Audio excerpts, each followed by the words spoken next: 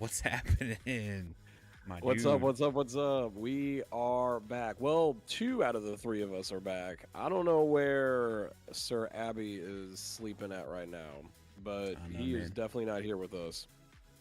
And but we're here with you guys, and we're excited to be finally, after 2 weeks of hiatus, we are back on the saddle. And I'll just say this: definitely missed doing this. Definitely missed being with our Triple Threat podcast fam.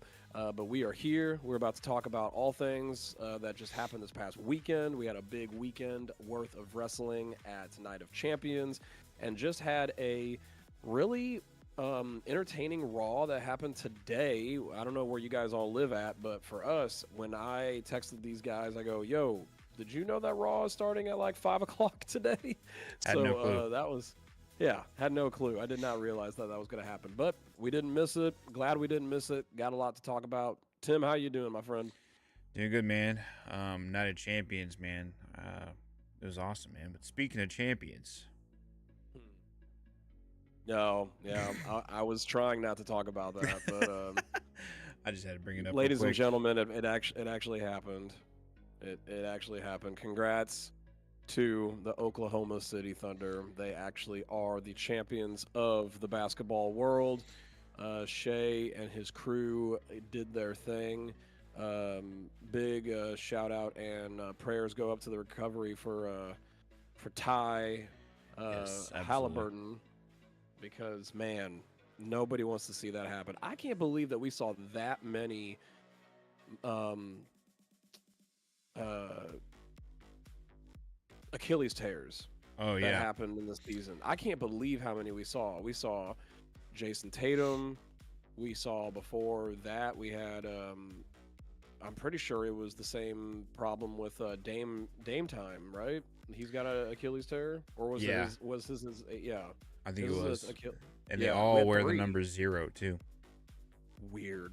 Yeah. That's just a weird thing that I happened. honestly But think that's why there's been like such a crazy shift with um the NBA trades and everything happening, especially the last like 24 hours. Like I think a lot of it has to do with people trying to figure out. trying to save their season. 3 teams lost an all-star for next season pretty much. So I mean, these people didn't just lose any All Star. They lost these people were all on the U.S. Olympic team, yeah, and they just tore their Achilles for like the rest of the. I mean, the season's gone for them. So I don't know how it's tough. Indiana's going to come back from that, but that's good. That's rough. That's a tough one right there. But we know that they're going to come back. We saw Kevin Durant come back. He did a great job doing that whole thing. But we Yeah. do have a couple injury updates when it comes to wrestling. Mm, We can I talk think about just that, man. Prayers, one, right? prayers up to. There's two. Prayers up first to Liv Morgan. Oh wow. While we were on hiatus, Liv Morgan. I don't know if you guys watched a couple weeks ago on Raw, but she completely dislocated her shoulder and now has to have surgery, and so she is written off of television right now, which really sucks. She had a lot going on for her career at the time. She was literally in the prime of her career. She was going to have a match with Nikki Bella at WWE Evolution, and then now that's gone. She was really still in the title picture against Io and all of them. That's gone. She was having a feud building up with Roxanne Perez and the whole struggle with like Dom and the Judgment Day. That's Yeah. gone. It's crazy to think that that one injury just derailed that much. So we're hoping that she gets better. And then we have Chad Gable. Chad Gable, we saw him tonight on Raw with his shoulder in a sling. Apparently, he had a shoulder injury that's been just he's been holding off, but he needed to have surgery. He's finally going Mm. to get surgery done, and I don't know how long he's going to be gone. But his is I mean, it's crazy. These shoulder surgeries and stuff like that is just sucks for these people that have been getting really, really good pushes lately Yeah. on television. Somehow, I don't understand, but El Grande Americano did not have no sling on. I'm telling you, I think I, it's just because he's not injured. I mean, he took a yeah, spear, right? yeah, he looked kind of German today. German. He, I he mean, he looked a might have little, some. Maybe he's he from looked a like. little. Maybe he's from Brazil. I don't know. Yeah. Yeah. I don't know. He kind of looked a little taller today too. I Like mean, I don't understand what you want me to say, man. I mean, I this think character is getting out of hand. This I this don't. whole this whole premise. Apparently anybody can show up and Not at be all, El dude. Grande Americano. Bro, anybody. What do you mean anybody? He's the man. Bro, we all know that was Ludwig Kaiser. We haven't seen Dude, Ludwig for weeks. And now nah, he's dude. El Grande? What are you gonna tell me next? That's Ron Killings next week? Well, if El Grande gets a tan, then yeah, I would probably say that it's gonna be Ron Killings. That would be hilarious, though. That would be ridiculous though if you saw that black man in that costume and you're like, Or okay, what are we doing now? who else? Who else could it be? Nia Jax. Nia Jax, El Grande Oh Americano. gosh, that would be ridiculous. Oh man. But yeah, so let's talk about Night of Champions. We actually had a really good PLE. I was not sure how it was going to be.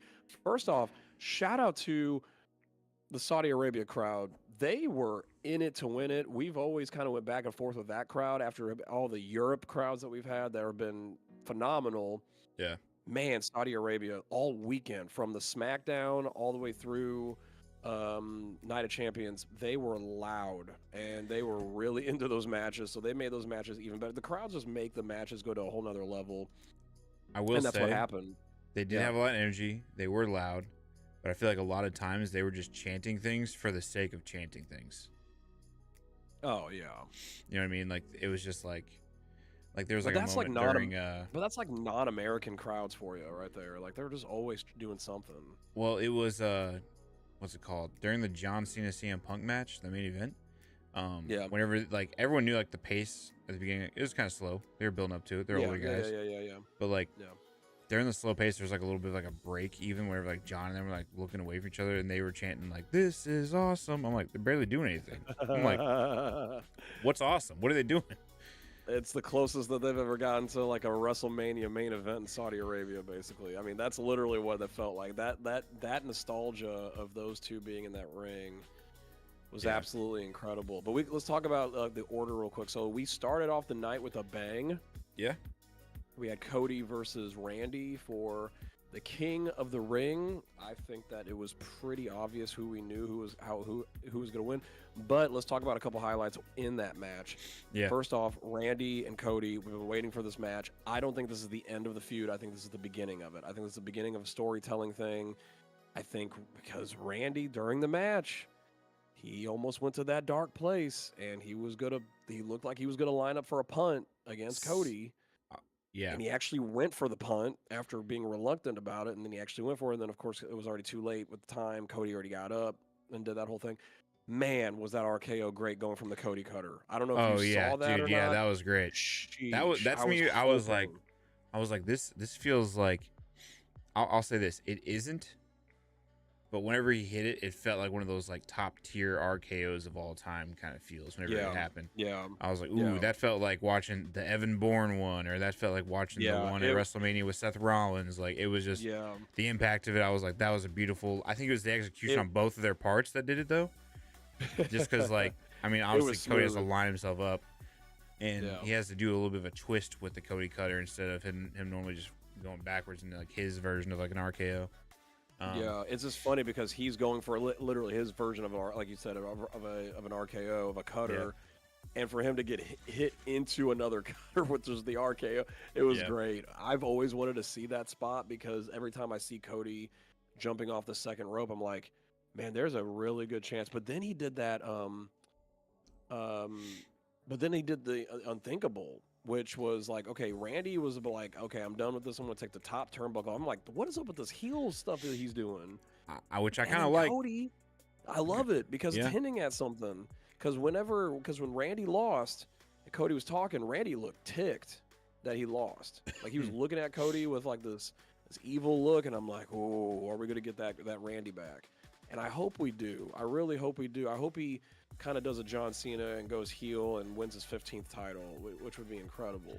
Yeah. But we all knew that Cody was going to win. We all knew that Cody was going to call out John Cena. He's trying to say it could be CM Punk, it could be John Cena. We all know he wants John Cena. and we knew that was going to happen. We already knew. Yeah. So, what did you think about the finish? It did feel like I was like, okay, yeah, finally it happened. Cody wins, but yeah, I did feel like here's like my little theory. I think all the guys that are like getting towards like retirement age, like John, Randy, those guys are gonna have feuds with like the really good guys, aka Cody, someone who can wrestle really well, someone who has some star power to him. So that way, whenever it's their time to shine, like that face, Cody's that face. I think this is why it was helpful for John to turn heel as well. So when John's gone, Cody will probably be champion again at some point. I don't think Cody's done being a champion. I think whenever Randy's on his way out, Randy's on his way out too, he's going to be in that heel mode. He's going to have to fight someone who can keep up with the feud, which I think Cody has proven that, especially with his history with Roman Reigns. So I think, let's say, they want Randy Orton to do it. They're going to have it almost be like an earned thing. Not for Randy's sake, but it's going to be worth Randy getting it and for the fans to watch and enjoy it. Not just like, oh, great, they're giving Randy the championship because he's, retiring. Nice. Yeah. Here's your flowers. You know what I mean? Yeah. But, I also think that like it helps John Cena out to be a heel because then with him being older, he can use all those heel tactics in those matches to kind of like finish some things, so he doesn't have to feel like he has to be like this wrestler that he's not anymore. But he did prove, though, we'll get to that match in a second, something that I was like, holy crap, he could still lift people like that. I can't believe it. Yeah. Which was it just blew my mind. But yeah, so we have Cody Rhodes going on, probably gonna go. I mean, I'm assuming that just means that we're setting up for a Cody versus John Cena at SummerSlam because he won King of the Ring. That means he gets a title shot at SummerSlam.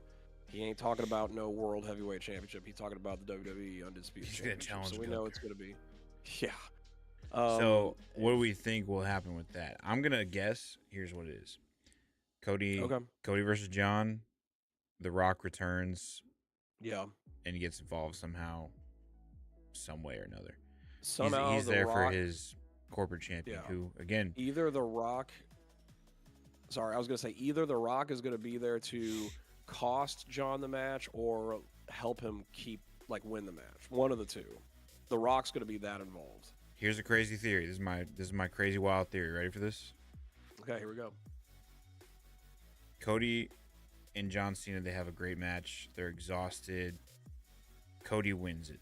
All right. Cody wins back the belt. The corporate champion is revealed by Seth cashing in on an exhausted Cody, winning the belt with The Rock being a part of, what Seth Rollins has cooked up. And then John escapes the heel mentality and realizes he isn't there to ruin wrestling. He actually needs to save it before he leaves. And he needs to get the belt back from Seth Rollins to save wrestling, not, kill it or whatever you want it to be. Do you think that, you're still thinking that Seth Rollins is going to cash in on that title? I think so. Even after tonight, which we can talk about in a little bit. But, remember the whole corporate thing with The Rock, and we were all assuming that John wasn't actually the corporate champion, who sold his soul or whatever. Because remember, everyone chanted for a long time, you sold out, you sold out. No one's chanted that in a long time. It's in the back of everybody's mind. So if it isn't John who sold his soul, is it Seth Rollins? Is that a story that we could come back to with The Rock coming back at SummerSlam? I don't know. We'll have to find out. It's a stretch of a theory, but yeah. No, yeah, I like it. I like the theory. I think it's good, and I think that and then we'll definitely have to dig more into that theory once we talk about Raw tonight because of the little swerve that happened. So, next match that was on the card, I was really excited for this guy because he finally freaking deserved it. Sami Zayn versus Karrion Kross. I am so happy for Karrion Kross. This man has literally been betting on himself for months when nobody gave a crap about him in production, and the fans they did it again. Their voice was heard. Karrion Kross got a PLE match, and now he is in a full storyline with Sami Zayn, even to this day. And it's like, this is great. He's getting television time. He's a great on the mic. He's a great promo person. He's got a great manager in his wife, Scarlett. Yeah. His intro is freaking fantastic. I love the intro starting in black and white, and then the color comes in. Love that whole thing. I've loved that since NXT Karrion Kross. I was like, thank God this is back. I knew Sami was going to win because of his, his heritage with Saudi Arabia and stuff like that. And I didn't really know how that works. When he came in with the dress piece, dude, the headpiece. When he came up, yeah, he knew what he was doing. He knew that he was going to win over that crowd with that whole thing. So I knew they were not going to let him lose. But I don't know, man. Is Karrion Kross going to push him over the edge to where we're going to get a heel Sami at some point? Yeah. Like, because he keeps on saying, like, he keeps on saying stuff like, what was it, like, say it. Say all these things, like, show your hatred, show this, show this. I'm like, he's going to push him over the edge at some point. And I think we're going to get a heel Sami. We haven't had it. So, like, the last heel Sami Zayn we had was kind of a joke. It was, like, before he became a part of the bloodline. And he was just, like, a really, like, just, like, a funny heel. Like, he was just, like, one of those annoying, like, heels that people just were, like, it was easy to boo. To get a very dark and twisted Sami Zayn, we've never had that before. So, if we get that, that's going to be huge for his character build. So... But I kind of figured that match was going to go Sami's way, but it is definitely building off of everything that Karrion Kross is doing, which has been incredible. Yeah, I was like joking myself, like, I don't know if I want to say it. It's so silly, but it's like, I wonder if like all the people in like Saudi were sitting there thinking to themselves like talking to their friends, whoever went with them to watch the matches, and they're like, hey, you guys want to go watch like the two most redneck looking dudes like wrestle? Because imagine like Sami Zayn with the long hair, the chest hair, Karrion Kross with the tattoos and the long hair. Like, if you're thinking like, I know Sami's Canadian, but like if you're thinking about it, like that's like what a lot of America looks like. I think it's like people from like other countries, like there's a bunch of rednecks just like getting mad at each other over politics. It's so silly, but oh my gosh! I was just in there thinking like, this looks like two rednecks fighting, and everyone's just like cheering them on like they're like gladiators or something. It was just so goofy. That's great. I love it. I love it. I love it. I love it. Next match we have is the Queen of the Ring. Queen. So we have Jade Cargill versus Asuka. Now here is where we can talk a little bit about what happened tonight. And I want to be upset, but then I also am holding out hope. I understand why I knew Jade was going to win. I didn't know. So here's the thing. We've been gone for 2 weeks. I did not know that Jade would have to beat Asuka. That tore me up because I love Asuka, and her coming back, it just felt so weird losing to Jade. Because I thought that Jade was going to go against somebody that was like, it's a no-brainer. It should be Jade no matter what. Yeah. With Asuka being in the match, I was like, holy crap. They could honestly, truly push an Asuka versus Io Sky for the World Heavyweight Championship.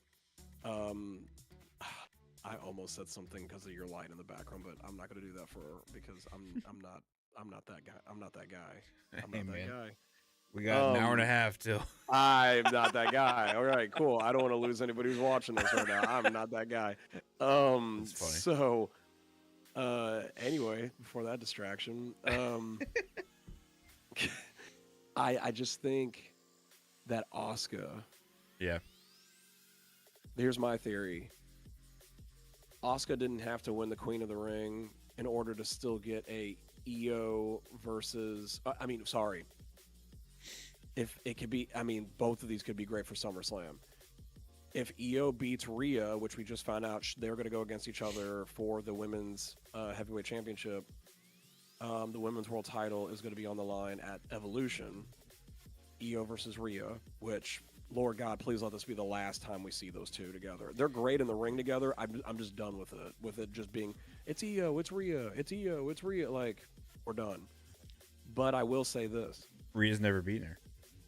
Rhea's never beaten her. So if they're gonna pull the trigger, I would love to see a Rhea versus Asuka match at SummerSlam. Yeah. I think that would be crazy good. Like, or would they maybe like Bianca comes back, disrupts it? I don't think so. And the reason why, I mean, I'm okay with you saying that because that's fine. But I don't. First off, her injury is so tricky. I don't understand her injury. It's a finger injury or something like that, which is weird. And maybe she's just taking some more time off, and maybe they're just waiting for the right trigger to pull for the storyline. Yeah. I don't want her to be involved in that storyline. I want her to be involved in the Jade, Naomi storyline. Like, I need that to still be alive. Yeah. I think that we're already. I'm sorry. Like, we've seen Bianca with Rhea with Io. We've done it. We went to the pinnacle. We went to WrestleMania with that. So it's like, that's done. That's why I'm like, let's get this over with. Whoever wins this world championship, they need to go against Asuka. I think Asuka deserves that world title shot. Somehow she's going to get it at SummerSlam, which means that we already know that I believe that Jade, since she is a SmackDown person, she is going to go against Tiffany at SummerSlam. And Naomi's going to get involved at SummerSlam. I'm telling you, my theory is still alive because Jade won. That my theory is that Jade is going to win that title at SummerSlam, but she's not going to be at 100%, and Naomi's going to cash in, and she's going to take that title from her 2 minutes later or something like that. In a very heel way, which would be in a very heel way. Textbook heel story right there. It's going to be great. I can't wait to see it because people are going to be like, oh, Jade's got the title. Psych. Naomi's got it, and people are going to... That pop's going to be huge. And let her, like, celebrate for, like, a minute, too. You know what I mean? Like, let it be, like, a huge thing for her. It should be a huge thing. But then, like... It should be. Then all of a sudden, the music comes on. She comes out and cashes it. It's, like, heartbreaking because, you know, she doesn't know if she can... But, yeah, then it'll start, like, a little feud there. And then they can even carry that one out to, like, WrestleMania or something, too. Yeah, it'll be good. It'll be really, really good to see that. So, we had that match. Next match we had on my brain. Oh, yes. I'm an idiot. It's 2 more matches. We know the John Cena match. This one, we're going to talk about this one for a little bit. The U.S. title. Solo Sikoa versus the Samoan werewolf, Jacob Fatu. And boy, oh boy, does Solo Sikoa got himself some back up. Now we know where all them Samoas lie. Like, the werewolf, Jacob, he really is alone. He got Jimmy, but Jimmy didn't show up. Ain't nobody showed up for him because he finally got what he wanted, which is, I don't need no help. I don't need your help. I don't need your help. And guess what? There's a story right there.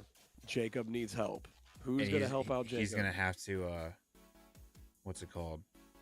I feel like he's going to, like, try. That's, like, his, like, redemption story for himself is that he's going to have to, like, grow and ask somebody for help. He's gonna have to pull his little team of Avengers together. He's going to have to. He's going to have to humble himself and do that. I'm trying to remember. Oh my goodness, the name of the guy who came. Okay, so first I'll just talk about the match. The match was actually really, really good. Yeah. Shout out to Solo Sikoa. He has come leaps and bounds from being just a lackey for Roman Reigns. He is a character. He is great on the mic. He's very entertaining. I love that he was mocking Solo or Jacob Fatu the whole time. He was great. Yeah. I wish they gave him a little bit more things to say throughout the match. Because, like, he just kept going, you should have listened to me. I loved you. Like, he would just go back and forth. Yeah. You should have listened to me. I loved you. Like, he just kept saying it over and over again. I was like, dang, this dude, I think you loved him. It was so good. Then we had some of his help came in. You know, we had Tongaloa. Tongaloa came in. For some reason, people are calling him, like, the MVP. Everybody loves Tongaloa, man. Tangaloa, I hate that he got injured because he's actually really good in the ring. I've seen him in New Japan. I've seen him in like other other wrestling companies. He is incredible in the ring. But speaking of New Japan, Tangaloa's brother, and I ain't talking about Tama Tonga because we don't know where. We don't know where he at yet. I don't know where he's gonna join Jacob Fatu later on whenever he needs some help. That'd be crazy if they split the brothers up like that. But hey, they split brothers before. I can't say his name right, but his name is, I think it's Hikalua or Hikalua is the guy. I don't know if that's what they're gonna call him in WWE, but that's the brother of Tama Tonga and Tangaloa. He's like 7 feet tall, and you can't teach that. Sorry, I had to say that. Brother. Shout out to Big Cass right there. And so like he's probably he's probably the biggest, tallest Samoan in the family. And absolute giant, dude. To one hand choke slam Jacob Fatu onto the announcer table, that's crazy. That was nuts. Dude, I don't know if you heard Roman Reigns Jr., but taller. Yeah. I don't know if you heard what he said, but right before he chokeslammed, he said, "You had everything. You had everything and you messed it up. You had everything," and then he chokeslammed. I was like, man, that's crazy. So then Solo Sikoa got the 1, 2, 3. Your brand new U.S. champion, and I'm very excited about this because Solo. I liked it. I liked the change there. I think that was the right call. I think I can say that I was wrong that was going to happen. I did not know that they were going to pull that trigger like that, where 2 people came back. But when I saw the second person come back, I was like, crap, Solo's going to win this. Yeah. I was like, holy crap, Solo's going to win this match. One of my favorite parts during the match was whenever Solo was doing like his mockery stuff, whenever he was doing like the, and then Jacob Fatu's behind him doing it like, dude, it's so funny looking. Nah, it was so good. It was such a great match. Jacob Fatu is crazy athletic for like a big man too.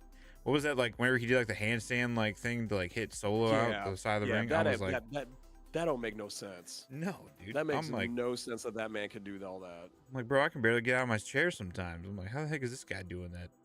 That dude is doing a jump to the second rope, from the second rope to the third rope to do a moonsault off the third rope. And that's his finisher. That's a crazy finisher. To do that with like no hands and to do that for a big dude like that? Yeah. Nah, man. If I saw that dude flying at me and I'm laying there about to take a moonsault from that guy, I'd be freaking out. I'm cracking a cyanide pill on the way down, dude. I'm like, I don't want to deal with that any extra than I have to. I don't know. Okay, here's a good question that we could talk about on the podcast. Would you rather take that moonsault from Jacob Fatu or take a tsunami from Bronson Reed? Which one would you rather take? Oh man, I think the moonsault, dude, from Jacob Fatu. I don't know if I can do Bronson Reed. Bronson Reed is like heavier, I think, and his is more of just like a large pancaking versus like the momentum of Jacob Fatu's. Like it can kind of roll off you a little bit. Versus what's his name? Bronson Reed is just like a straight up like. Yep, and I agree with that because if you look at the way that they land, I think that I would be more terrified to take a flying off of the top rope backwards, not knowing where you're going to land, and it's not accurate every time. Bronson Reed at least is looking at where he's about to land at, and it's accurate every time. It's perfectly the little thing, and then he puts like his weight in, and he kind of like, he does that, and it's so funny when you hear the commentary when he's doing this little thing. He's like, tsunami. Yeah. But I'm like, the tsunami usually comes after a big splash like that, but go ahead. But like the Jacob Fatu thing, I think, is the more terrifying thing. That dude is literally, he doesn't know. I mean, he can't be perfect where he's going to land at. I know he's done it 20 million times, but it's like, it's not going to be the same equal landing every time. So yeah, I think that I'd rather just take a Bronson Reed tsunami, honestly, because I feel like it's a little bit safer. Yeah, I'd rather take the tsunami than the moonsault. Dang. So All right, final match of Night of Champions. We're not missing anything. Man, no women's matches or anything. I already did that one. It was just one. Just the one. All right. Cool. So this is it. The last match. John Cena versus CM Punk. Man. Oh my goodness, dude! Incredible. Man, bring me back. Bring me back. Incredible walkout. Both of them. It was really fun. I love whenever CM Punk's music comes on and everyone sings to it too. Dude, that's crazy. I really wanted him to still come back with basic thugonomics like he did the night before. That was so sick. Shout out to the promos leading up to that match, man. John Cena and CM Punk. It was incredible. I'm curious if that was pre-recorded from like a different like event, because which one? The promos that they did. You think which one was pre-recorded? So, we know that the Friday night before the Night of Champions was not, because we had the connection error. Okay. We knew that was live in Saudi Arabia. When was John Cena's? John Cena's was the week before. Week before? On that Friday. Maybe that's what it was. That was confusing me. Because what's his name on the commentary? Not Michael Cole. I can't think of his name right now. Wade Barrett? Wade Barrett, yeah. I don't know why I can never remember his name. Wade Barrett said something like 2 weeks ago, whenever those promos were going back and forth or whatever. And I was like, that was 2 weeks ago? I was like, I thought John's was only 1 week ago. And then CM Punk's was like last night. So I was like, was something pre-recorded? And I just caught that. I think he meant to say like basically with the promos all started 2 weeks ago, because that's when like CM Punk did like his very first big promo, and that's when Ron Killings like attacked John Cena and said like the truth hurts and all that. That happened 2 weeks ago. Then John Cena came back, did his CM Punk pipe bomb the week after that, and then this past week was the basic Punkonomics. Man, I lost my life when I saw him out with the drug free. Yeah. Like, the rings. With the, I mean, I'm not about that Cubs uniform, but that Cubs jersey. But you know what, man, Punk did a great job doing that. He actually had some bars. He had a couple bars there. Yeah. Dude, the Kendrick and Drake. He knew what he was doing. Man, what's up with Drake getting the fade? Catching strays? Yeah. He's catching strays, dude. Like, what the heck?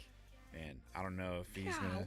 Man, you would think that like this whole thing is over, but people keep on bringing it up. Like Drake's probably like sitting there like, he's probably sitting there like this, like drinking like out of like a solo cup, like I am. He's probably like, man, I can't stand these guys. Blah blah blah. I can't stand them. They still keep on saying this in my name. Drake's probably like, Kill. Put some respect on my name. Drake's probably like White Goodman at the end of Dodgeball whenever he decides to get fat, you know? Remember that? It's like, spare me. I won that tournament. What a great reference. Oh my gosh. That's the same energy I'm feeling. Man, the match was great. There was a lot of great spots. I can't believe how many finishers these jokers took. Yeah. And kicked out of them. I was like, this is like wild. But then we saw John Cena say, F this. I'm grabbing my belt. I'm going to hit him with the belt. Yeah. Everybody's saying, no, no, no, no. Shout out to Daniel Bryan for doing the no chance on that one. And he put it down. And he didn't just put it down and like the last time he did and then kick, you know, his opponent in the no-no squares. What he ended up doing was he actually went for his finisher again to do an actual match, and then CM Punk was like, psych, here comes a reversal, got you with the go to sleep, and he still kicked out of it, which is crazy. And then the shenanigans started because I will say lost a ref. The whole belt being tossed again thing makes me feel like that whole John's gonna have to actually save wrestling at the end of it is like he can't be a heel. Like, he wanted to go full heel with hitting him with the belt. Almost in a similar way how Randy, like, voices in his head, you know, were, like, getting to him. Then he went to do the punt. Yep. Similar thing with John. The angel on his shoulder's winning right now. And it's like, no, don't do that. That's not you, this, that, and the other. So I think, like, that's why he threw the belt down. I I think, sorry, I was going to say, I think that we need to pay attention closely on the symbolism of hitting his opponent with a belt. It all started with a belt hit. Think about this. I'm coming up with a theory on the spot right now. Do it. Let's go all the way back to Elimination Chamber when the heel turn happened. He took that belt and he blasted Cody with it, it was Cody's belt at the time. He blasted him with the belt. You go to WrestleMania. He won by blasting him with the belt. You go to Backlash. He hit Randy Orton with the belt. He hit everybody with the belt except for it's progressively starting to like, I'm going to grab the belt. R-Truth. Crap. R-Truth is looking at me. I'm not going to hit him with the belt. R-Truth thinks that he's getting him to turn. And he kicks him in the low blow. Does the exact same thing. CM Punk gets the belt. Oh, I'm not going to hit him. I'm going to put it down. It's eventually like now the belt is not. He's not just going to do it. Like you said, the angel on his shoulder is winning. I think that the belt is going to come into play at some point, whether it's SummerSlam or after that, where if The Rock comes back or somebody, Lord God, if it's like Travis Scott or something, I don't know. And if he has that belt, I think he's going to hit that belt not on his opponent, but and the person that's trying to help him, and he's going to become a face because he went against that whole thing. I don't know. I'm just coming up with this belt. He's going to hit somebody with it, and it's not going to be Cody. This isn't me. And bro, could you imagine like the reverse, like the chance from like the "Let's go Cena sucks" to just back to like face chance from like the crowd? That pop's going to be wild, dude. Not just like a heel turn the same year, but the same year, like he's like, I can't do this. This isn't me, like, you know. But I think with the shenanigans that happened, you know, we saw Seth Rollins come out there with his goons, and yeah, I think there's something to do with Seth Rollins, because Seth Rollins is like, he's like the loved heel right now because, you know, everyone likes to chant his song and everything like that, but like his character is like trying to take over like everything. Like, yeah, he's trying to make WWE like the Seth Rollins like organization. Like every single aspect of like WWE, he wants to have some little bit of control with it. You know what I mean? So I think it'll be like Seth Rollins that makes him turn back, or at least gets him going that direction. Yeah, I agree with that. I think that now, since I'm thinking about it, because since LA Knight and Seth Rollins are going to have a fight at Saturday Night Main Event, it makes me realize that LA Knight is a SmackDown person, and even though Seth Rollins is a quote-unquote Raw person, because him having the Money in the Bank, that man can go to any show he wants to, and it makes me just realize, like, man, what will happen? This is even crazier. What would happen if John Cena turns back to being a babyface, a good guy, but Cody turns? It's a double turn. Like, what will happen if Cody becomes a bad guy? We were waiting for the Cody heel. So Cody becomes a bad guy too. Here's what it is: Cody's a bad guy too, but John realizes like what he wanted was not for Cody to become this. He wanted to, you know, he's realizing like, dang, what happened to me is now happening to somebody else who this isn't what that person is. You know what I mean? So maybe if we do have like a heel Cody, it's again like not very long, and like John has to realize he has to save wrestling. Part of it is like saving Cody. You know what I mean? Like that's like the little story. Could you imagine like Cody being like, I realize what I have to do in order to be able to get back what I want, which is to become something that is definitely not who he is. That, I mean, it's crazy to think that if like Cody, it's a hard belief to say that Cody's going to turn because of like the promo he did when he won King of the Ring. It was somebody said on the internet, it was his presidential speech, the way that he was like talking about like how he's going to be like he's gonna win his title back and all this other stuff. I'm just like, oh my gosh. Yeah. Like, I don't see him ever, like, the money he's racking in as a good guy, I don't see how they're gonna turn him like right away. But yeah, with Seth Rollins coming out, his goons coming out, doing that whole thing, man, CM Punk was really holding his own for a little while. Had a little bit of a scary moment. Thought he was going to land on his head when he went over the top rope, but he got caught, luckily, by two guys that had his back. But I would say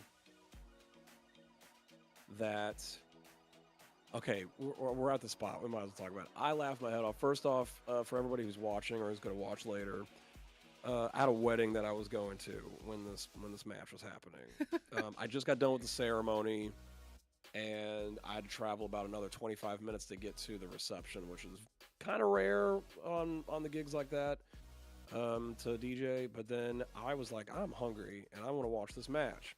So I went to the one place that was in between where I was going to that I was like, man, I know exactly what I want right now. I want a burger from Sonic, and I want a really nice cherry vanilla Coke with that amazing Sonic ice. I decided to go there.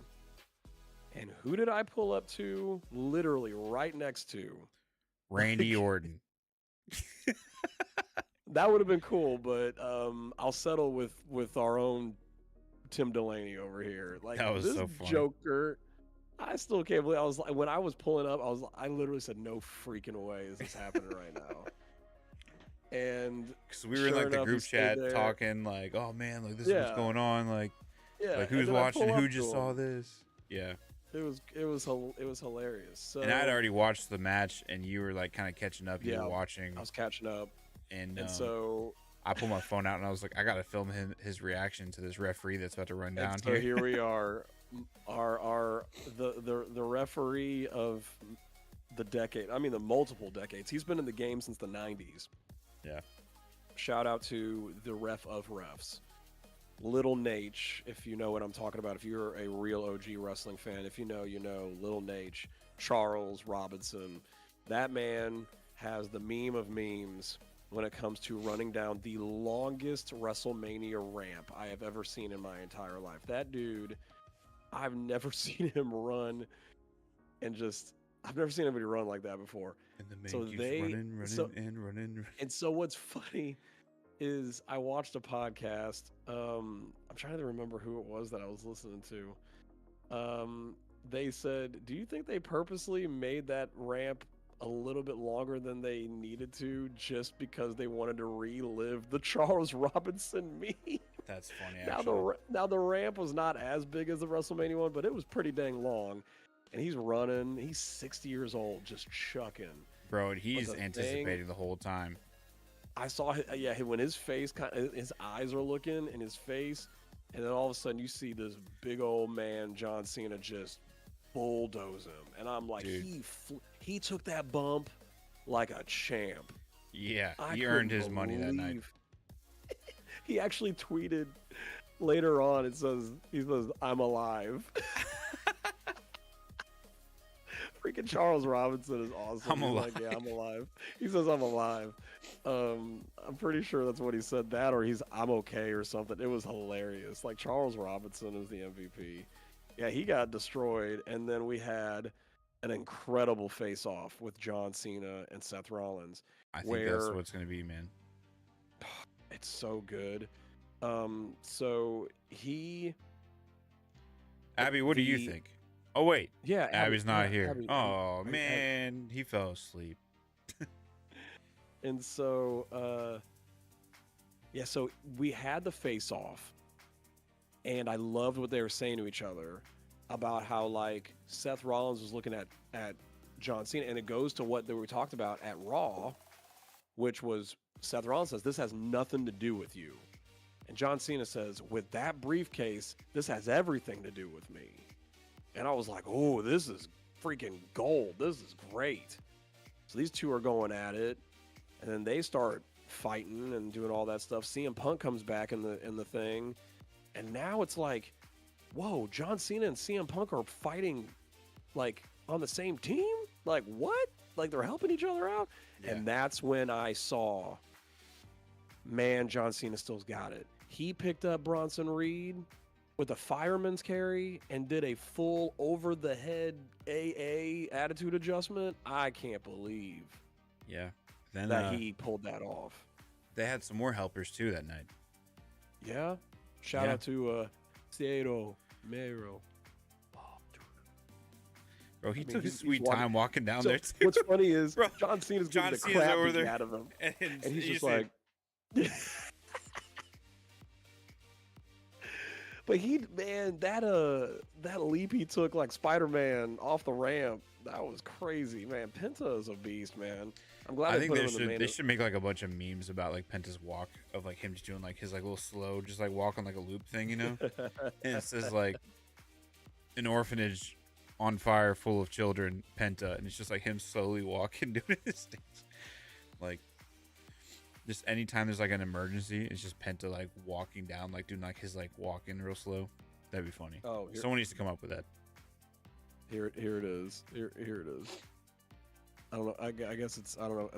It's kind of backwards, but it literally is Charles Robinson. I'm alive. I am alive. That's funny. That's so good. So yeah, we had Penta, we had Sami Zayn. They're all getting involved. It seems like a typical shenanigans going on and all that stuff. And then, just when you think that Seth Rollins has done what the damage that he's done, which he ended up screwing CM Punk, it was John Cena that said, "Nope, psych," threw him over the rope. Seth Rollins screwed CM Punk over in that match, yeah, because he hit him with. When does that ever happen? Oh, I was like, "What are you?" I was like, what are you talking about, man? What, like, you watched the match, but twice, yeah. But yeah, continue. Oh no, you're good. Threw him over the top rope, got the 1, 2, 3, and got the heck out of there. And that was after Seth stomped Punk, right? He stomped Punk. It was a stomp, yeah. And then John Cena took advantage of it and threw Seth out of the ring. No cash in. And that was it, man. It was a great ending. And it set up some potential stuff. So it goes right into Raw. And Raw was actually, I mean, it was really, really good.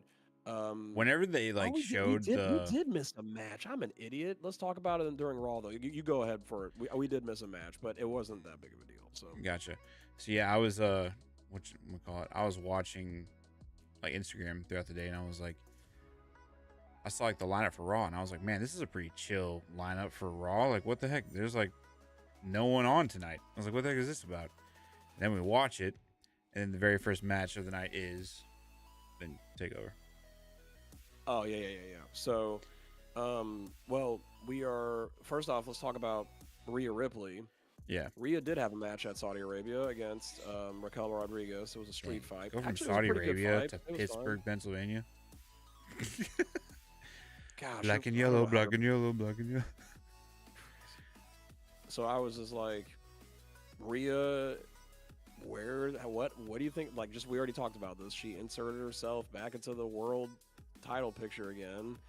So we're gonna get Rhea versus Io, hopefully for the last time. But the very first match that we had tonight. Why am I drawing a blank? Oh my lord! Why am I drawing a blank right now? Was it the tag team titles? Yes, it was the tag team titles. I thought it was. Yeah, sorry. Wow. So first match that we get is a tag team title match, which is the New Day versus the Judgment Day when it comes to JD McDonough and Finn Balor. And my lord, you know what? Great match. It was awesome. It was a great tag team title match. Finally, for those those tag team titles needed a good match. Yeah. The ones on SmackDown's been killing the other tag teams. And so I was like, wow, we actually got a real good tag team title match on Raw. And we got a title change. Holy crap. Yeah, on the Monday after. I can't believe they pulled it off. So we got brand new tag team champs. We got the Judgment Day coming out. We got Dom. Whenever I was watching, I was like, this would feel weird if New Day won this right now. Like, like it just felt like I was like, I even texted you guys in our little group chat, and I was like, it feels like the Judgment Day is the one who needs to win this. I was like, it just feels like it would be right. And then they win. So they won, and Dom comes out and celebrating them, almost like Dom and Finn are on the same page now. I'm like, what the heck? They're all got the gold and all that stuff. They go back to the locker room. They're celebrating. And then Finn, decides to go talk to Adam Pearce, which Adam Pearce and Nick Aldis are together. And is like, oh, I know what you guys want to talk about. You guys want to talk about, speaking of tag team titles, you guys need to talk about the women's titles. And it's like, look, don't strip it from Raquel just because Liv got hurt. We can hold our own. Why don't you do this? We have a great idea. Give Liv's tag team title championship to Raquel. And then they're like, that's a brilliant idea, but they're going to earn it. So we're going to have a fatal four-way tag match at Evolution. And I'm like, what? Wow. That's huge. That's huge. That's going to be a massive match. That's 8 women in a match. So you have one tag team from Raw. Don't know who the heck that's going to be. I'm trying to think of like the women that are on Raw. I have an idea. You want to know my idea of who I think is going to be the SmackDown tag team that's going to be in that match? Would you like me to say it? I have a feeling that you're thinking about Sister Abigail, Alexa Bliss. Alexa Bliss. Charlotte Flair. Oh, really? I think those two are going to be a tag team, and here's my theory. They're going to win it. Wow. Okay. I think they're going to win it. I think Alexa Bliss and Charlotte Flair are going to be tag team champions. So they're going to win the belts. That'd be so weird to me. I don't know. It's like it's weird, but I like it. It's weird, but I like it. The dynamic that I've been watching on SmackDown, I just think that that's what they're going to go with. I don't know who they're going to pick from NXT. It could be anybody that they can call up for NXT, except Jordan Grace, because Jordan Grace is going to go against Sol Ruka. Let's go. No, Sol. Did you know she's a double champ? No. Yeah, she's got the Speed Championship. Do you know about WWE Speed? No. Go look up after this podcast. Go look up WWE Speed. Okay. Do you know why it's called WWE Speed? No. Because on SmackDown recordings, they do a secondary show now called WWE Speed, and these matches are all less than 5 minutes. So they have a Speed champion. It's like the dumbest belt. They have a women's championship and a men's championship for Speed. So silly. I hate it. It's so weird. It's such a weird thing.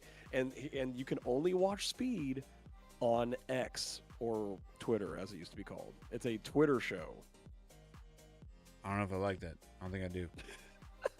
Go. Now you're gonna go like follow Speed, WWE Speed. Yeah, no.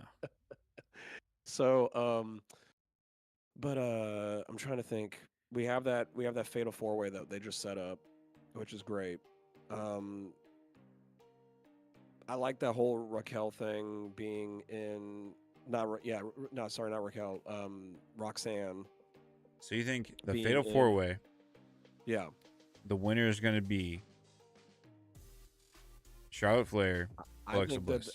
I think it's going to the SmackDown team that's going to be represented is going to be Charlotte Flair and Alexa Bliss, and I think they're going to win it, no matter who else is inside this match. Here's what I think is going to happen. Okay. I do think that they're going to retain their belts. They're going to keep them. Okay. I think Judgment Day is going to get stronger and way better with, what's her name? Roxanne. With Roxanne. Yeah, I think the reason why is like almost like her success with them is going to like overshadow Liv.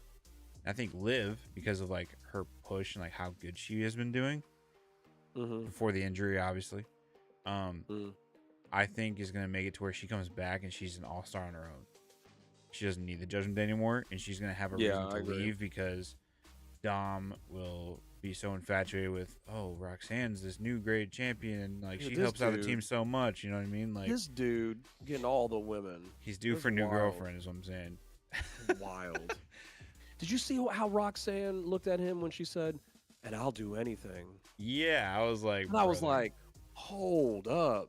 I was like, whoa. Emphasis on the hold. I was just like, what the heck? Pause. Major pause. I was like, what? We looking at him like that saying, I'm going to do. This man in real life is married. Yeah. I'm like, what the heck? So here's another reason why I have that theory about them breaking up. I don't know did you see what I texted you guys earlier about the shirts? Oh, the shirt. They were advertising Living Dom, the Living Dirty t-shirt or whatever it was. They were like on sale tonight only. I think they were trying to get like people to like buy a bunch of them with like the sale, because I think like they will eventually break them up, and now's the time to do it, especially because Liv will be gone for a while. No one's really gonna be wearing that shirt while she's recovering from her injury for sure. I don't know. I think it's funny, and I think that's a big reason why they were selling the t-shirts on sale for tonight, was because they want to get rid of a bunch of them before that story starts becoming more and more of a thing where they break them up. Yeah. Because then what are the shirts gonna be for? If no one's gonna be wearing Liv Dom t-shirts whenever they're not together anymore. You know what I mean? No, that's good. I feel like as a salesperson, a money person, like business standpoint, that makes sense. Get rid of all the merch first before we start doing this. That way we can at least like make some money off of what we got. So, no, that's good. So, we had that whole thing with the Judgment Day going on. Great match. Great match that happened. We also had Rusev versus Sheamus. That match was long as all get out. I couldn't believe how long that match was, bro. But man, they were slugging the crap out of each other. Yeah, dude, bro. That one point whenever Sheamus got up with Rusev on his back, like Michael Chandler and Charles Oliveira.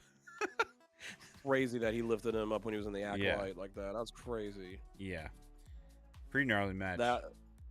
It was. I mean, I knew those two were going to be good because their chemistry is good. They used to be tag champs together. They used to, they used to fight each other all the time. Like, so for them to roll it back, like I said, it's like, what era are we in right now where Rusev and Sheamus are fighting against each other again for the first time in like a decade? It's crazy. Yeah. So it was really cool to see that match. Glad that Rusev won. That just keeps his push going with him being like the heel that he is, and his strength and stuff like that. So that's really, really cool. Yeah. Before I forget, what match did we forget about from Night of Champions? Oh, that was the Roxanne the Raquel versus Rhea that I kind of talked about a little bit, the street fight. So, dude, you know what's funny to me? Did you notice all the women's outfits from the event? Yeah. They were all clothed, like a lot more. Yeah, than normal. They had to be because of where they're at. I was like watching. I was like, it's kind of funny. Like they're on like this leather, like fancy leather clothes. And I'm like, this has got to be so uncomfortable to be wearing that. Yeah, I had to get used to it. I mean, this is like their third or fourth, maybe even fifth trip to Saudi Arabia. That I'm like, I guess I'm used to it now. Like watching them have to be like that. So. I will say my favorite fit from the night was Jade Cargill's. Her like storm. She fully embraced the storm look, dude. I was like, this is sick. I will say next time they'll probably chill out on the snowfall a little bit, because she was looking up like this, like during like her pose, then like she looks down and she's got all stuff stuck to her. She got stuff everywhere. It was all over her stuff, man. It was so funny seeing that. All right, let's see here. Next thing that we got going on, let's talk about promos that happened tonight. We actually had a backstage promo. Chad Gable again was in a sling, and he's basically just saying Ivy Nile's in charge. We need to get Ivy Nile to get into the main event picture for the women and win the battle royal that is going to be at Evolution, which was a great new thing that we just found out. Whoever wins that women's battle royal at Evolution will get a women's title shot of their choosing at Clash in Paris, which is going to happen, I believe, in September is when that one happens. So that's going to be a great little nod for that. I got a feeling that I already know who's going to win that that battle royal, because if they don't, then I'll be shocked. But I'm pretty sure it's going to be Stephanie Vaquero is going to win that battle royal. That'd be good. Only because she actually put her, like, she had a promo tonight talking about being in the battle royal, talking about how she's going to win the WWE championship, and I'm like, if she's in there, like, she has to win unless some shenanigans happens. Like, she's the best wrestler on the roster. So yeah, I think yeah. I'm not gonna say it. It's stupid. I was thinking, I was like, what else is gonna happen in Paris? Whatever it is, we gotta get Cody Rhodes there. You know what I mean? We gotta get Cody Rhodes there. We gotta get AJ Styles there. Cody Rhodes is more important just because he's invited to the cookout. So, who was in Paris? French people live in Paris. Let's keep on going with the. I'm trying to get you to drop. No, this is not Triple Threat Podcast gone rogue. All right, like I've gone rogue.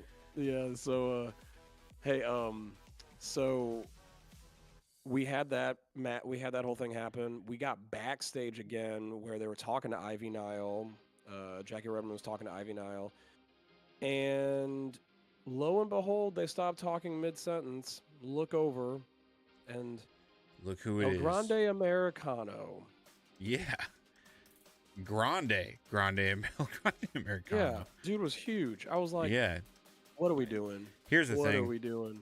We didn't see what shoes he was wearing. He might have just been wearing some some Skechers step ups or something. Skechers, really? Skechers? Oh, some Skechers step ups. Skechers. Some of them big man shoes, you know what I mean? Like that's a perfectly good excuse. We did not see what kind of shoes he was wearing, you know what I mean? So could have just been wearing some taller shoes that day, aka today. Wow. I think that's reasonable to think, you know what I mean? Because I thought this what? guy was going to be gone. I thought he was going to be on the shelf. Bro. That was probably one of the greatest things of tonight, though. I was laughing so loudly whenever that happened, dude. I couldn't believe they did that. I couldn't believe they did that. I couldn't believe it. I was like, what the heck are we doing right now? But, I mean, it's so entertaining. Like, it's not even corny. They need to keep it up forever. Keep it going forever, dude. It's so entertaining, like, dude, crazy. One day have Ron Killings become El Grande Americano, please. Just like have him wear the mantle. This El Grande Americano thing is so funny. I just think it's hilarious. But dude, like we said, have Nia Jax be El Grande Americano one day. We had Jackie go back there, talk to Sammy for like maybe 5 seconds before he got destroyed by Karrion Kross with a lead pipe in the chest. Dude, that was gnarly. That sounded like it actually hurt pretty good. No, it actually sounded like it hurt. I was like, holy crap. Like, this is wild. Crash Out season was happening again. Went to the ring and there was Crash Out season. Okay, ready? Here we go. So we had a promo package on the video. Yep. Of Goldberg. The GOAT. The only, just like Bobby the Brain Heenan said when he won it, the first ever undefeated man in the history of the sport to win the world title. And that's when he picked up Hulk Hogan and Hollywood Hulk Hogan and slammed him in the middle of the ring in Atlanta, in his hometown in the Georgia Dome, and won the world title off of the NWO. Probably one of my favorite matches I watched as a kid. I remember watching that at my grandpa's house live when that happened. It was incredible. I loved everything WCW back then in the late 90s, early 2000s. It was great. So so that promo package happened, and here comes Gunther. Yeah. Oh man. He comes out in the ring and he says, "Man, you see that promo package? Just as long as that amazing promo package was, that's how long this match is going to be, about 3 minutes." And I was like, holy crap, he is literally Gunther's great on the mic. He is great on the mic. He's a great promo guy. So when he looked into that camera and he said, like, I'm gonna beat you up like a piece of crap, and that, like, He said that everybody in the ring or everybody in Atlanta is going to look at you and ask if you still got it, and I'm going to prove that you never had it. I was like, yeah, oh never had it my was crazy to me. gosh. I was like, jeez. That never had it line was pretty good. And then it's he like made he's about fun to of drop his Gunthernomics, dude. Gosh, man, that was a great line. And then he dropped Goldberg's catchphrase and said, "And then after I beat Goldberg, I'm going to be the one with the responsibility to ask the question, who's next?" And then here comes Seth freaking Rollins. Dude. And I go, ooh. This segment was insane that whole night, dude. I was so baffled. I was like, what is about to happen after all this? Because he comes out with a freshly new Money in the Bank briefcase. Yeah, I'm like, I didn't know you get custom Money in the briefcases. Yeah, Tiffany's is pink right now. Yeah, but didn't you have a green one like 2 days ago? He had the original green, and then they made it black and gold with his symbol in the middle of it. Wow. Instead of the money sign, it's the Seth Rollins sign, so it's a very custom like thing. You know, he's coming out there. He's saying to Gunther, "Man, I just want to say congratulations, champ. Man, I haven't seen you since you won." You hear Paul Heyman in the back, "Congratulations!" Like, it was just hilarious. Like, yeah. Paul is such a he's ridiculous. Like, he's always like just throwing shade like that. And then he's just sitting there and he's saying like all this stuff about like, oh, that was another great line from Gunther, saying like, "Man, you guys traveled all the way that way just to fail." That's yeah. Just to come away with nothing, he said. Just to come back with nothing. Dude, a failed cash in, pretty much. That's what that was. And then Seth Rollins goes, "Man, we didn't fail. I didn't go there to cash in," which is so stupid. He's like, "I didn't go to cash in that thing. I came in to do exactly what I've been saying for the last 2 years, which is to reassure that I keep my promise that CM Punk is never going to win a world title." And so he's sitting there and he goes, I told you guys when I won this Money in the Bank briefcase that both titles were going to be getting handled by us. And so that's why I came here to say again, congratulations, champ." Boom, here comes CM Punk. He running down there, and here we go again for like the 50th time. They're brawling, having a great time. Fight. Gunther's just sitting in the corner watching them fight. Dude, it was awesome. And then he went for the stomp. He got out of it, shoulder tackled him, called him a coward. He ran all the way up the stairs. And then this was what was interesting to me. Yep, and I was not ready for this. He gets off the turnbuckle. He gets off the turnbuckle. He's about to leave, and Gunther grabs him. Yeah. And then I don't think it was hostile though. Like, it seemed like Gunther was about to be like, you know, "Hey, thanks for getting rid of that little, like, you know, distraction for me," or whatever like that. I don't know. It didn't seem like he was aggressive about it. You know what I mean? So he grabbed him by the arm. He tried to get him off of him, pushed him all the way down, and said, "Just stay out of my business." And then he walked away. To push Gunther down like that, man, that has some force right there to push that big old man down on the ground like that. He left, and I'm not going to say it because I won't say the word, but I love that Seth Rollins brought back his bye-bye bit. Yeah, I saw him up there whenever he was waving. Yeah. And then who comes up behind him in the middle of it? It's just like eating popcorn. Dude, the face he made, he was just like... Dude, LA Knight is a freaking treasure, dude. I was like, holy crap, LA Knight's back. Hits him with the popcorn. They fighting up in the press boxes, like in the suite area. Even at like the bar, dude. Then all of a sudden Seth grabs a drink and throws it in his face. Yeah. That was wild. Somebody paid for that. Somebody paid for that drink. And he got thrown in LA Knight's face. We better get him a brand new one, whoever did that. I will say... Those things probably $20. Probably like $18-20, you're right. But I will say it was very interesting. I think we all, maybe it was just me, when Seth Rollins looked at Gunther and said, congratulations, champ. And we were waiting for something to happen. I thought that Braun Breaker and Bronson Reed were going to come down. I was very shocked to know that he was down there by himself and handled that whole situation without anybody. Nobody came to help him out. I think maybe it's just because they had a match coming up. Yeah. Yep. You and me are on the same page. I think it's because they had a match coming up, which is the second to last match we could talk about for the night. I do want to say, go for it. The whole like CM Punk thing, pushing Gunther down. I feel like that's gonna be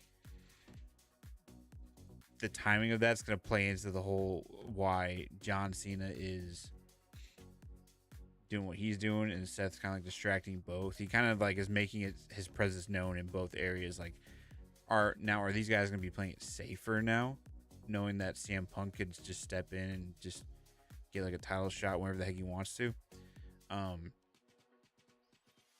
What else was I gonna say? I think that this is what I think. It was going back to the whole like Seth Rollins going over for the WWE Championship. If Seth Rollins is a man of his word and says, my ultimate goal is to keep my promise that CM Punk never wins a world title. This is where I was going, yeah. Were you going to go here? Okay, I was going to say, like, CM Punk and Gunther, that might have just started something where they start building on that down the road. And then the cash-in is on Punk maybe as soon as he gets it, or right before he wants to. What if, like, they schedule this huge match? It's at, like, WrestleMania or something. It's, like, Gunther versus CM Punk for, like, this big, huge PLE. Something huge. And then, like he has been, Seth Rollins steps in and ruins it for Punk by cashing in to get the championship belt away from Punk. What can be, that's what I'm saying. Like, he could either do it this way. He could either have CM Punk win the championship and then he takes it after that. Or he could do what he did at WrestleMania, which we got hints about that at Night of Champions, where he could cash in and he could just be a part of the match and make it a triple threat, and he pins CM Punk and wins the title, and CM Punk never won it. Like, how crazy would that be? What if, like, this was like the cash in? Like, if it's a triple threat thing, he gets it to where Punk is just out of the match, like out of the ring, like he's hurt or something like that, and Seth takes the pin just to let the other person keep the belt. Or like he just gives it, he just sells it, and just gives it away. It's just like, just I don't know about as long that, as Punk doesn't get it, it'd be so funny. But I think that if Seth Rollins is going to have a failed cash in, which would be crazy if that's what this whole thing builds up, it would destroy everything if he just does not win a title with that Money in the Bank briefcase. But if they do pull a crazy dumb swerve and have him lose, it has to be to CM Punk. It would have to be to CM Punk. So I don't think they're going to do that. I think the latter is going to happen, which is Seth Rollins is going to continue to just torment CM Punk with him never getting a title.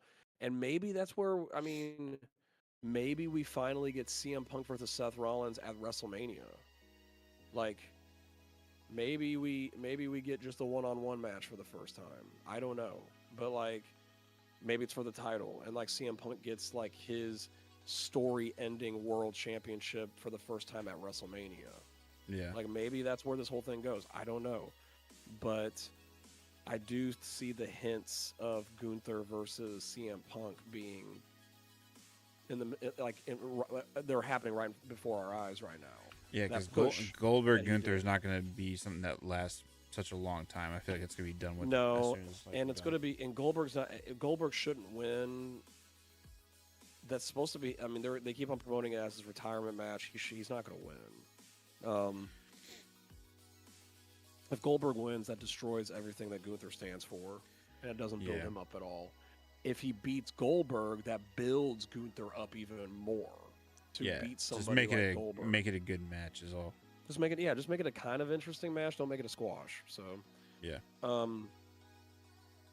They did announce. Okay, they did announce. I'm sorry, they didn't announce, but it basically is like 99.9% sure we're going to get a triple threat match for the IC women's title probably at Evolution because of the draw that happened tonight with Bayley. That was so and with crazy. Lyra. I'd never heard of a draw before in the last everybody's the shoulders were down. It was the right call. So it's such a weird. It was crazy.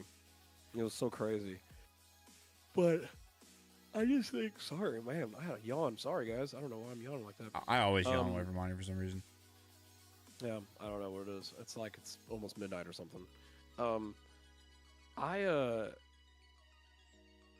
was I going to say? Oh, yeah. I don't know how we went from 0 to 100 with Lyra and Bayley. I know that Bayley is ticked off at Lyra for getting into the IC title picture the week before and ruining that title with Becky in it, but like that title shot with Becky in it, but it's like they're just like it's the weirdest dynamic between Bayley and Lyra. It almost feels like they don't know what to do with Lyra. No, yeah, like it's weird. Like no one's pushing her to be a face or a heel. Like it's almost like because everything she's doing almost feels like it's like, wow, like you're an idiot from like the perspective of the other people wrestling. It almost feels like it's you tried to help me. No, you just ruined everything. All you do is ruin everything. It's almost like an older sister and like the little sister arguing. Yeah. Like, I'm sure you've seen some of those before. Yeah.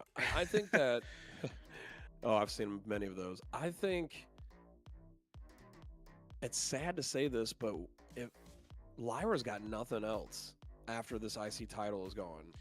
I don't see her going to a world championship picture. I don't see her in any other title picture or any type of feud even. It's like, where does Lyra fit in if she doesn't have this IC title picture? Like, because that's what's going to happen. Like, Bayley or Becky is going to win that title. Yeah. There's no way Lyra's going to get that title back. And so it's like, well, where does that go with her character? It's kind of sad because she's not bad. It's just she's not like this. Oh, we want to see Lyra every week character. Like she's just not that person. Yeah. So I think. Now this might be a stretch. I don't know. I think it's just like her mic skills are what's doing it. Yep. Because like, I agree. And for me, like, I think it's also because of like her and Becky. They both similar accent. Whenever they yell, it's almost like you don't. Yeah, they're both from Ireland, so yeah. It's like you're trying to like listen in. It's like you're not really catching everything that's being said because of the accent sometimes. So it's almost like Becky by herself is great, especially with like the heel character. Like she's got the song that everybody likes too, the walkout song and everything like that. But for like Lyra, it's like I don't know. It's like I don't know. It's like a face version of Becky in a way, but it's like not working as much. Yeah, it's not. And so it's just sad because she's actually a really phenomenal wrestler. I just don't know what they're going to do with her. But then we had our main event, tag team fight, which we knew that wrestling match was going to be the way that it was going to go down. It was pretty typical of everything that was going down. Had some great characters in that match. I knew that there ain't no way that we were not going to see Jey Uso coming to that mat, like somewhere. Like to have a Raw without Jey Uso is like shocking. So I knew that he was going to show up at some point. But there were some chair shots that Braun Breaker took that were like freaking tough. Like sheesh. He hit that one where we like spun it over like the top. Bam. Yeah. That was a big one. There was that one, and then he like lost it, and then he hit him again, and then he threw the chair at Bronson Reed right to his face. Dude. I don't know. That was a fun one to watch. I was kind of back and forth because I was trying to catch up with the PLE since I had stuff over the weekend, but yeah, I don't know. Overall, it turned out better than it was. I mean, like the eating, it was just funny because like whenever he was walking in, he had like almost the sinister look while he's dragging the chair, and like they do like the big wide shot. It's just everyone going like, yeah. Like, it's like this dude is not eating right now. I was like, what are you guys doing? Now the It was crowd so goofy. actually, it's sad to say this, but the crowd actually doesn't help Jay whenever he needs to be more of like a serious character at times. Like, Yeah. I think Jay is actually doing a great job being the character that he is, but with the crowd just yeeting nonstop, I think that it literally people cannot take him as serious as he wants to be at times. Now there's a bunch of comical stuff that he does that's needed because its character is that good, but then when he's like down for I mean it's time for business. It's like y'all need to stop eating. I'll say this. I think what it's going to take to make that happen for him, like the crowd take him more seriously in certain situations, he's going to have to get like a new song. Oof. And that ain't gonna happen. That thing sells like the ticket. That thing sells the tickets. People literally are looking at where to sit at so that they can have a chance to possibly be in an aisle when Jey Uso goes down the aisle to eat with him. Yeah. So I So mean, they know. We've actually seen that. Is there a way for him to have two different versions of like his like walkouts? That way he can like. I mean, I've never seen that happen before, but I mean, factions do, right? Because doesn't Judgment Day have like a Judgment Day one, and then like each wrestler has like their own? Well, yeah. If they're in a faction, there's the faction theme, and then there's the individual theme. Yeah. So it's possible, but would he maybe just need like an alter ego?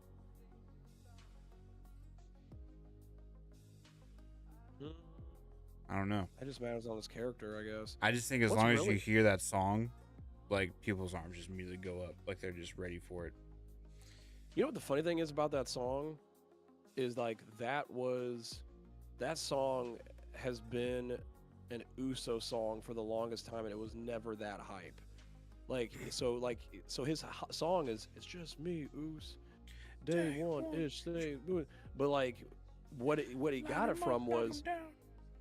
Yeah, so what he got it from, like the original was, down since day one ish. We've been down since. That was the Usos when they were a tag team. Yeah, it's the same thing, and they just changed the words, and then it went nuts. Like, I'm pretty sure that if I played the song, what is it called? Down since day one.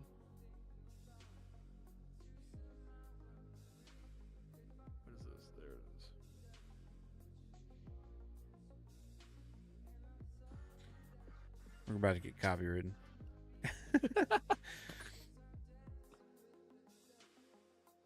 Day one ish. It's the same beat. It was the same beat. It's the same song. And that thing, people loved it, but no one was doing. Exactly. Like, it was crazy, like how much that song has changed, like the atmosphere. It's crazy. I don't know. I've never thought of it that way, Tim. I've never thought about like the song needs to be the thing that changes the character. Honestly, but I mean that's the first thing that happens whenever you have a heel turn or something. Like you usually change your song. So like, it's as soon as the song like goes, like as soon as you hear "Ooh, so," like everyone just throws their hands up because they're just like, "Oh, I've been waiting to yeet all night, bro. This is my moment." You know, everybody wants to yeet. It's like You're right. It has happened before. Sami Zayn has that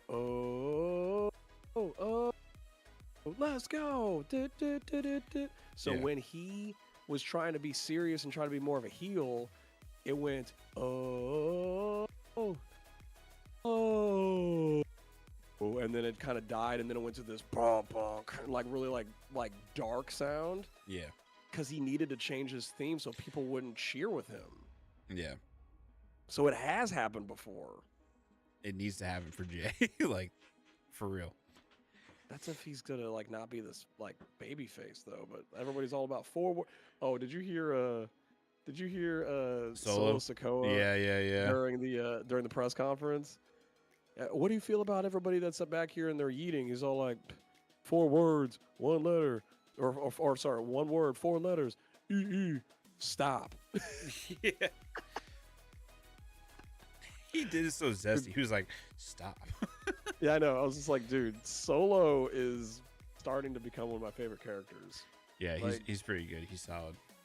Yeah, he's doing a great job. So.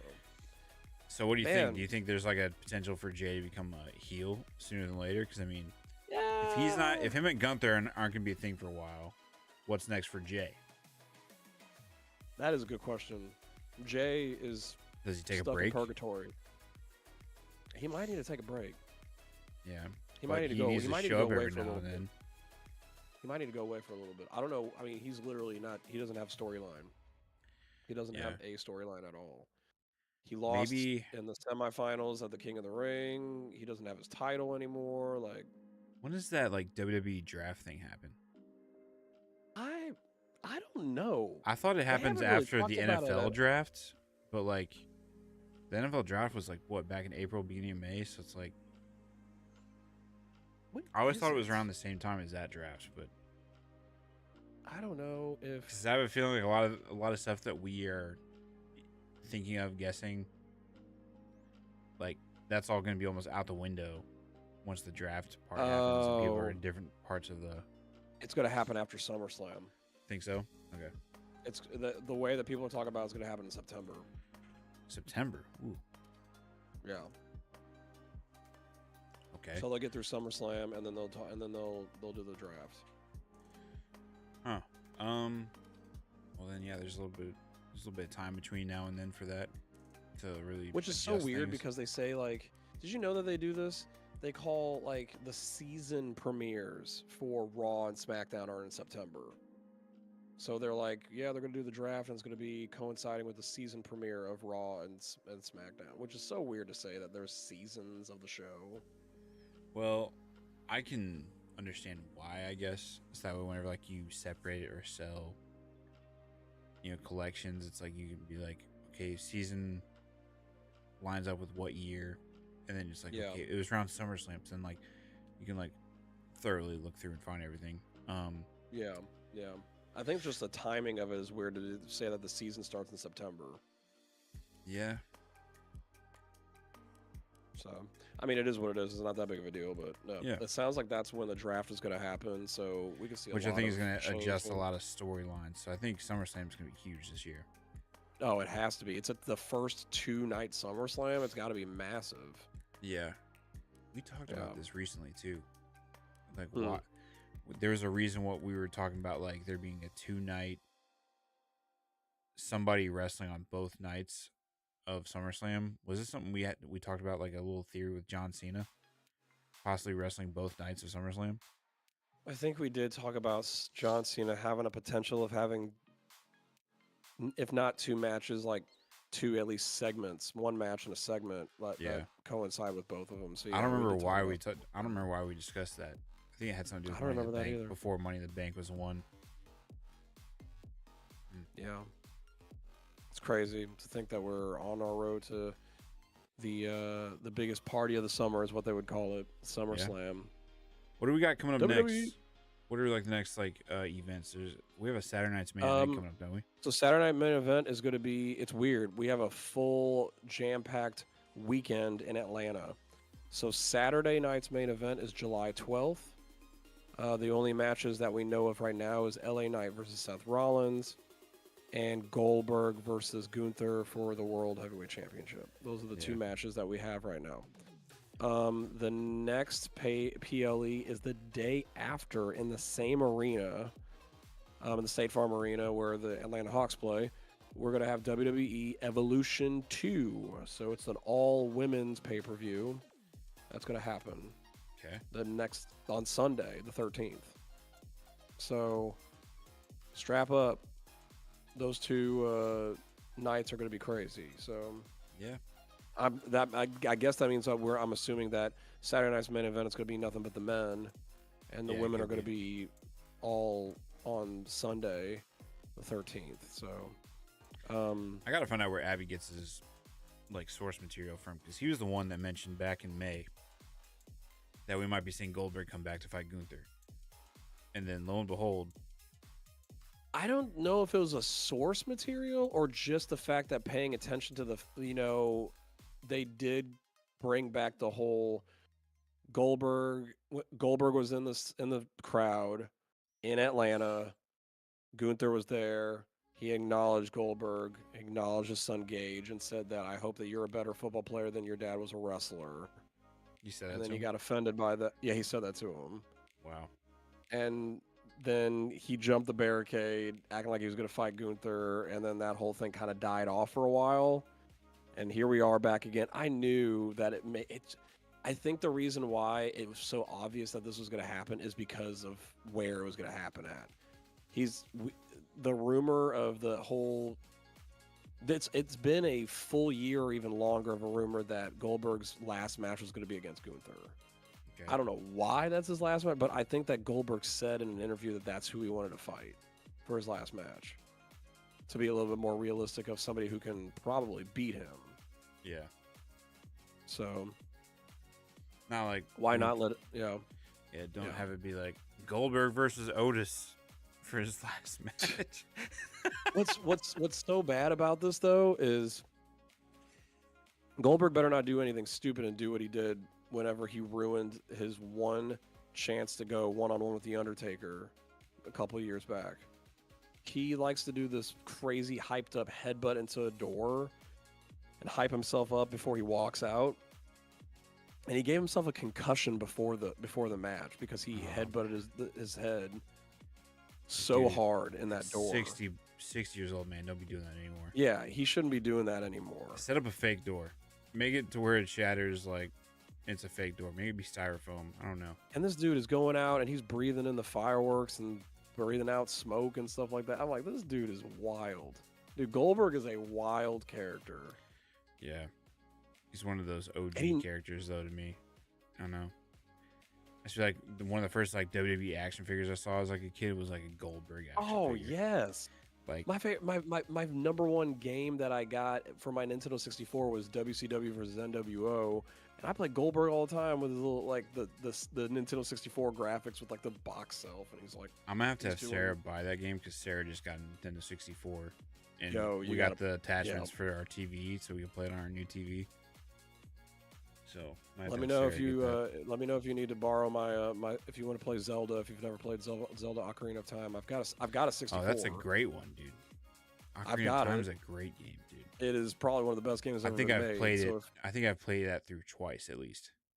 If you need to borrow it, I have it. My sister, when she went to Japan, her Christmas gift to me was a brand new Nintendo 64 from the Nintendo store in Japan. That's really sick. She got me that game and Perfect Dark. Perfect Dark was a great game too. Yeah, Perfect Dark is a great game. I'm gonna have to get that wrestling game. Then we'll have to have like a bro down with Nintendo 64 soon. Dude, I would love to do that. Like that game is so crazy. Hey, have you ever? Okay, I know we're just kind of like split off things since we're at the very end here.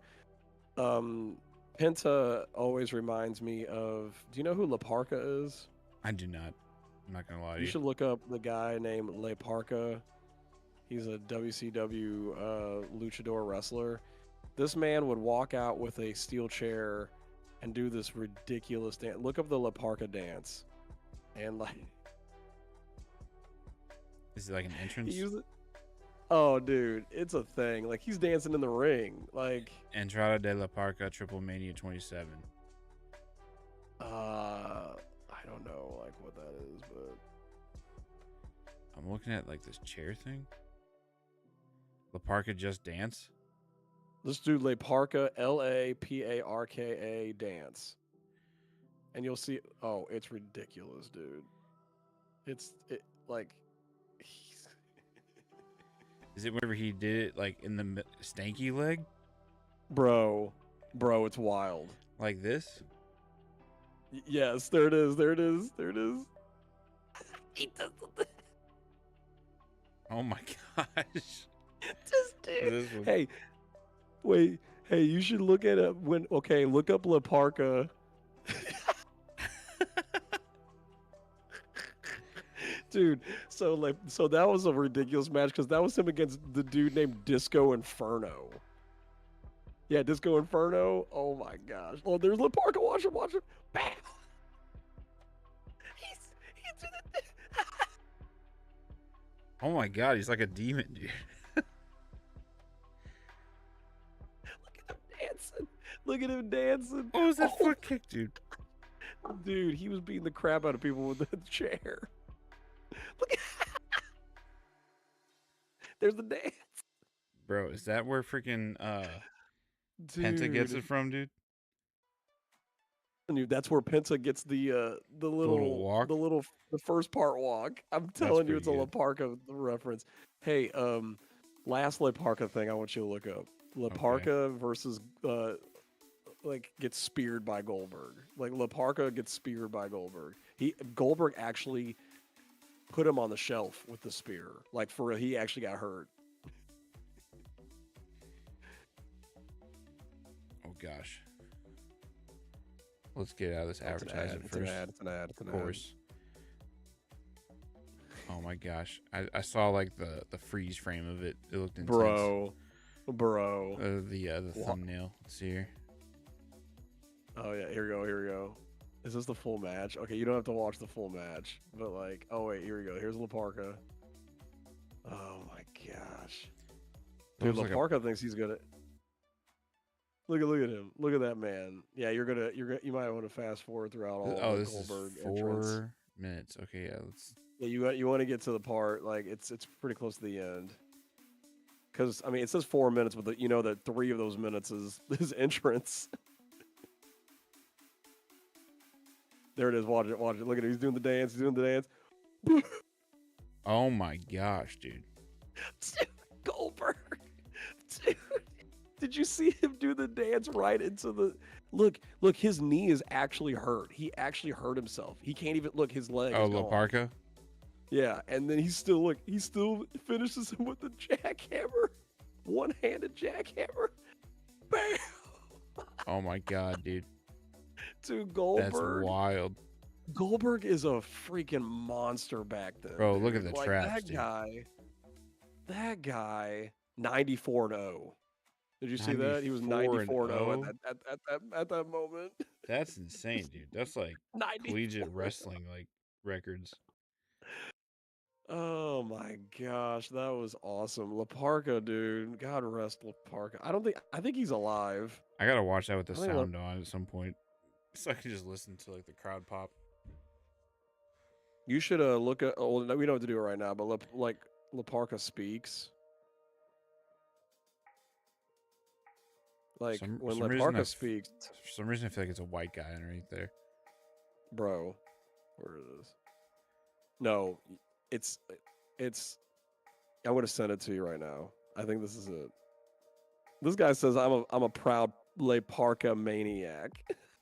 That's so funny. Is this it?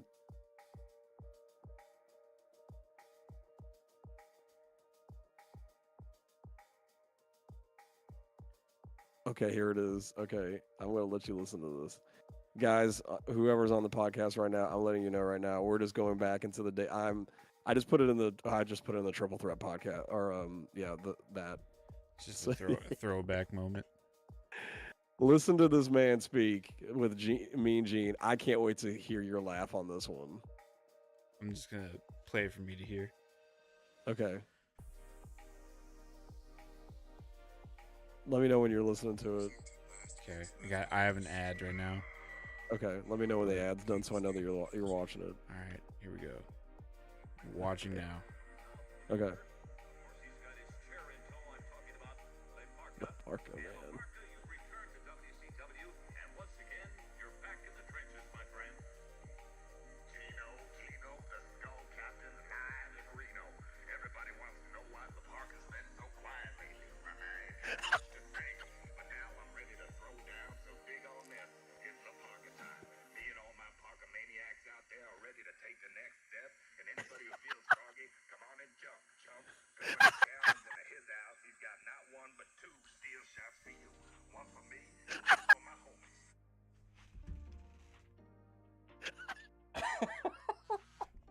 Bro, they pre-recorded that audio, just had it moved to it. Because there's no way they could have been able to hear him. There's no way they would have been able to hear him. I'm like sitting here, like, this is all pre-recorded like Darth Vader. Dude, like Two things I'm thinking of right now. Number one, if you are an El Grande Americano fan, how bad of an El Grande Americano fan you are, is how bad of a Le Parca fan I am. Le Parca is the greatest luchador of all time. They need to have El Grande Americano do some La Parca type stuff. Bro, that would be crazy. The second thing I'm thinking of, and only it's great that you're on here with me, is when you had me in that rabbit suit and I had to do all the movements while I'm listening to a pre-recorded Derek. Oh, yeah. Do the bunny thing, and I'm like doing this. That old video that we did for Easter. That's literally what's happening right now with the La Parca thing. Dude, I'm sitting there I'm like, there's no way that's how he sounds. Bro, just he's got so many promos with that voice like this. If you go to leapfroggy. Dude, that was insane. I'm like, they pre-recorded this and then just hit the play button on the audio whenever he started like doing the motions to talk. I'm like, oh my gosh. Even the interviewer guy sounded pre-recorded. His voice sounded too pure for like the microphone. Bro, it was. Bro, Mean Gene. That's Mean Gene for real, man. God rest Mean Gene. He actually he was the real deal. Mean Gene was the real deal. Well, last question for our audience. Who is the best luchador of all time? Would you vote Le Parca or would you vote El Grande Americano? I can't wait to hear if anybody actually has an answer to that question. We'll probably have at least one comment. I'm sure it'll be from me. Yeah, voting for El Grande Americano. Yeah. Oh man. Well, I feel like we've talked about everything. The next thing we're about to go watch is going to be SmackDown. What's going to happen on SmackDown from the fallout of the Night of Champions? Are we going to see John Cena? Dude. We're going to have to see El Grande Americano, dude. Yeah, we're going to have to celebrate from the Gulf of America. Exactly. So, what are we going to see? Are we going to see a Jade Cargill promo talking about her going for the title? Are we going to have a Cody Rhodes promo talking about going for the title when it goes against John Cena?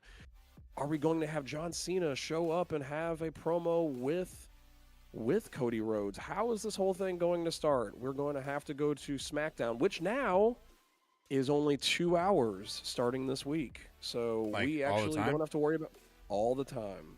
Wow. SmackDown is now 2 hours. Okay.